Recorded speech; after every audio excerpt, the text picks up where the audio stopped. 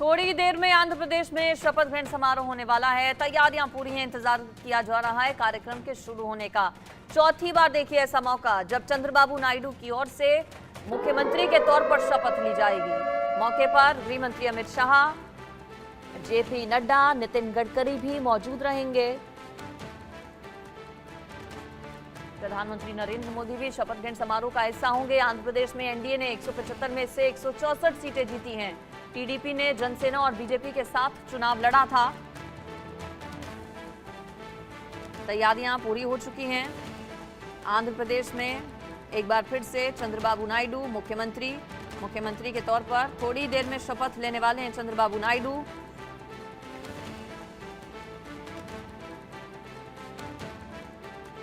प्रधानमंत्री नरेंद्र मोदी भी कार्यक्रम में मौजूद रहेंगे। चौथी बार सीएम पद की शपथ और चर्चाएं इस बात की भी हैं कि पवन कल्याण को डिप्टी सीएम बनाया जा सकता है। पवन कल्याण की ओर से भी शपथ ली जा सकती है उप मुख्यमंत्री के तौर पर। नायडू के साथ 25 मंत्रियों के शपथ लेने की संभावना है। TDP chief N Chandrababu Naidu चौथी बार आंध्र प्रदेश के मुख्यमंत्री के तौर पर शपथ लेने वाले हैं। प्रधानमंत्री नरेंद्र मोदी, केंद्रीय गृह मंत्री अमित शाह, केंद्रीय स्वास्थ्य मंत्री जेपी नड्डा के साथ साथ और भी बड़े नेता शामिल हो सकते हैं इस शपथ ग्रहण समारोह में। अमित शाह और जेपी नड्डा कल ही पहुंच गए थे समारोह में शामिल होने के लिए। कल मीटिंग हुई। टीडीपी और एनडीए के विधायकों ने नायडू को अपना नेता चुना।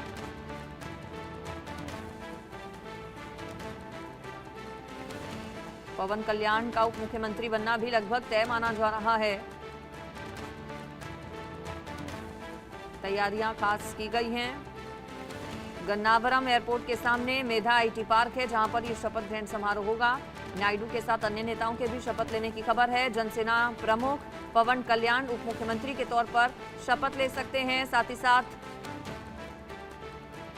चंद्रबाबू नायडू के बेटे को भी मंत्री पद की शपथ दिलवाई जा सकती है।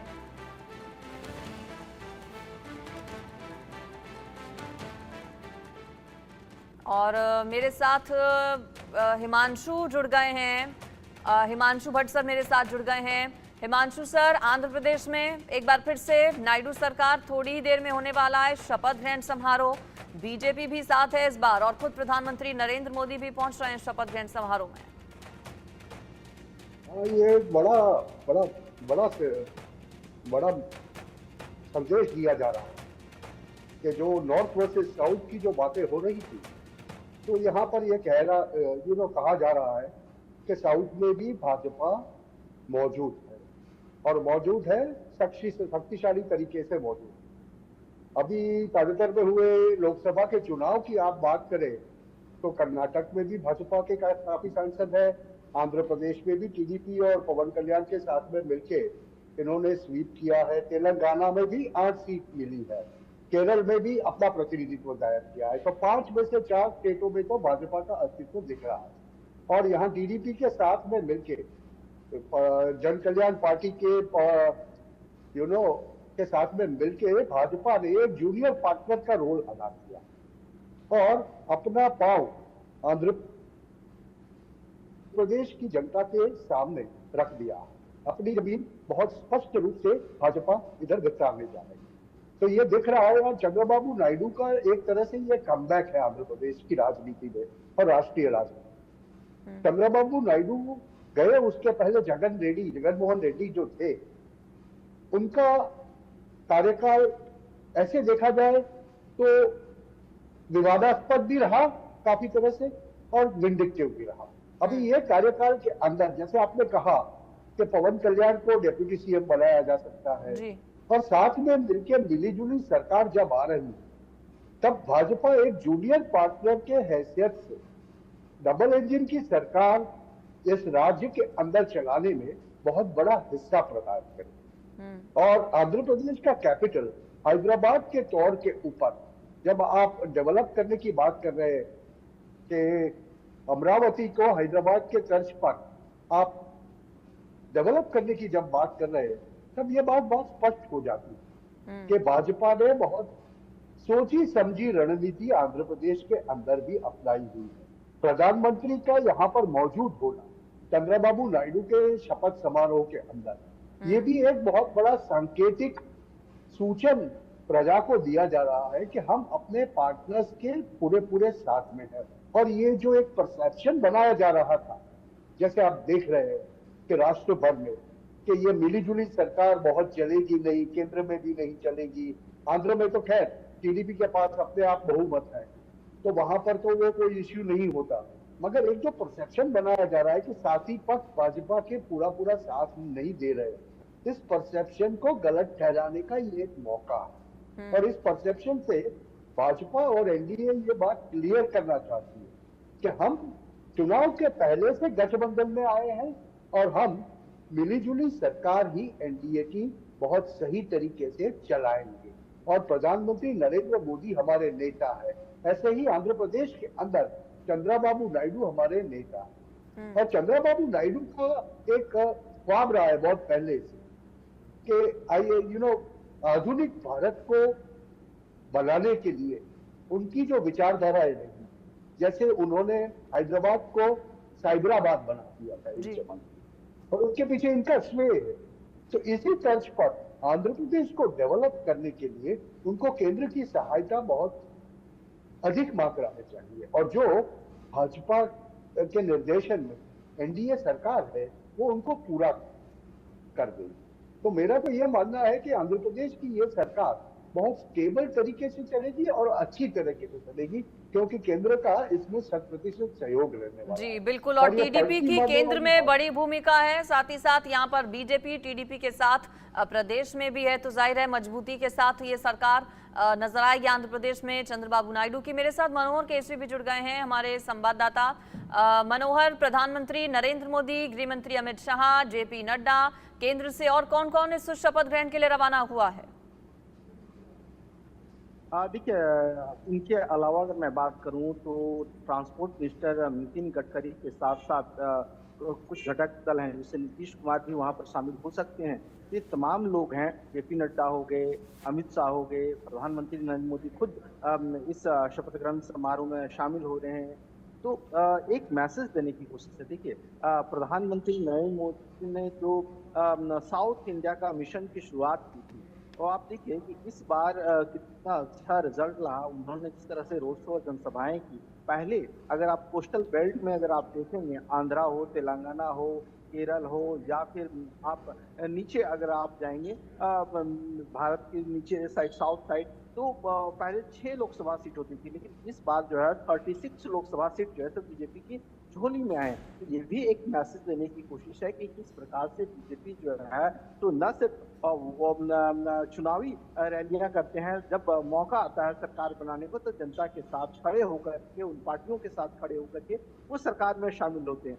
जहां तक आंध्र प्रदेश का सवाल है, तो आंध्र प्रदेश में टीडीपी, आप देखिए पवन कल्याण की पार्टी जो है जनसेना, पवन कल्याण खुद सीएम बनने जा रहे हैं, वहीं टीडीपी, ये तीनों भाजपा तीनों मिलकर के सरकार में जा रहे हैं। और अब बात करें तो सबसे बड़ी बात यह है कि आंध्र प्रदेश में जो सपना चंद्रबाबू नायडू ने आंध्र प्रदेश अलग होने के बाद जब नया वहां पर राज्य बना, तो उन्होंने अमरावती को राजधानी बनाने का सपना दिखाया था। वो खुद चाहते कि अमरावती राजधानी, लेकिन जब जगन मोहन रेड्डी की सरकार आई तो उन्होंने इसको ठंडे बस्ते में डाल दिया और 3 राजधानियों का फॉर्मूला उन्होंने दिया था।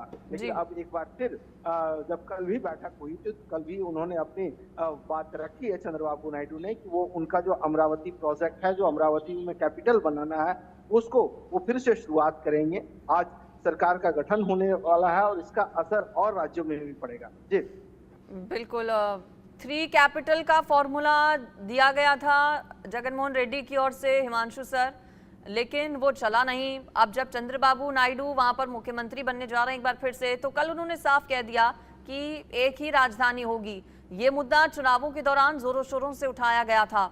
इसके अलावा बीजेपी के लिहाज से अगर बात करें तो जो मिशन दक्षिण प्रधानमंत्री नरेंद्र मोदी की ओर से शुरू किया गया था लोकसभा चुनावों से पहले, उसमें कहीं ना कहीं कह सकते हैं कि बीजेपी सफल रही है और ये सफलता अच्छी है, क्योंकि पहली बार उड़ीसा में अकेले अपने दम पर बीजेपी सरकार बनाने जा रही है। आज उड़ीसा में भी है शपथ ग्रहण समारोह। सही बात है, उड़ीसा में शपथ ग्रहण वोट शेयर बढ़ के 35% हो गया, वो एक बहुत बड़ी बात है।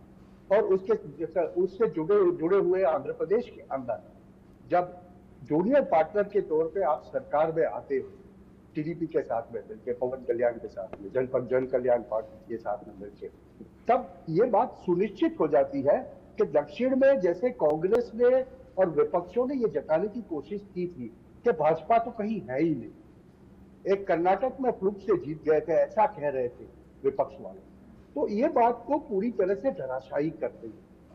क्योंकि दक्षिण के अगर आप 6 राज्य उड़ीसा को मिला के ले ले, तो आज तो स्थिति ये है कि ये राज्यों के अंदर सब मिला के भाजपा सबसे बड़ी पार्टी हो जाती है। और आंध्र प्रदेश के अंदर भाजपा लोकसभा की 3 सीटें जीत चुका है, 6 पे लड़ा था, 3 जीता, ये बहुत बड़ी बात है। और ये कभी आज से 10-15 साल पहले कोई सोच ही नहीं सकता था कि आंध्र प्रदेश या तेलंगाना के अंदर, तेलंगाना में 8 जीती और आंध्र प्रदेश में 3 जीती, इतनी सारी सीटें, केरल में भी 1 सीट जीती, इतनी सारी सीटें भाजपा अपने बल पर जीत सकता है अपने साथियों के साथ, और ये भाजपा के खाते में गई।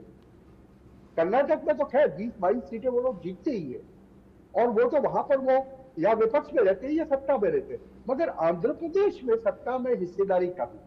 भले ही 8 ही विधानसभा, भले ही 1 ही प्रधान होगी, मगर ये सत्ता में जो हिस्सेदारी है ना, ये बहुत महत्व की बात है, क्योंकि ये एक तरह से डबल इंजन सरकार बनाएगी। और मिशन साउथ जो नरेंद्र भाई ने लिया है, वहां पे सिस्टमेटिकली वो लोग एक के बाद एक राज्य के अंदर अपनी इम्प्रिंट, जिसको हम कहते हैं, अपनी छाप वहां पर छोड़ देंगे। और जहां तक ये अमरावती को कैपिटल की तौर पर डेवलप करने की बात है चंद्रबाबू नायडू की, मेरी तो समझ में यह बड़ा स्पष्ट रूप से आता है कि ये देखिए, हैदराबाद जब तेलंगाना में जा चुका है, जो कंबाइंड आंध्र का कैपिटल था, और हैदराबाद को विकसित करने में चंद्रबाबू नायडू का बहुत बड़ा हिस्सा है। हैदराबाद को आज जो साइबराबाद कहा जाता है, वो उनकी परिकल्पना है चंद्रबाबू नायडू की, उससे कोई बना नहीं कर सकता। और यही बात आज अमरावती में वो करने का सोच रहे हैं। तो मेरे हिसाब से development of one more big city, hitech city in the country, देश के अंदर एक बड़े हाईटेक सिटी का जो बनाने का एक ख्वाब है, इसको पूरा देखिए। आप देख रहे हैं कि गेस्ट लिस्ट में नितिन गडकरी जी भी जा रहे हैं, तो जहां जहां पर भी रोड परिवहन की जरूरत होगी, आईटी की मिनिस्ट्रीज भी वहां काम पे लगेगी। और चंद्रबाबू नायडू के बारे में ये कहा जाता है हमेशा कि he is a forward looking man.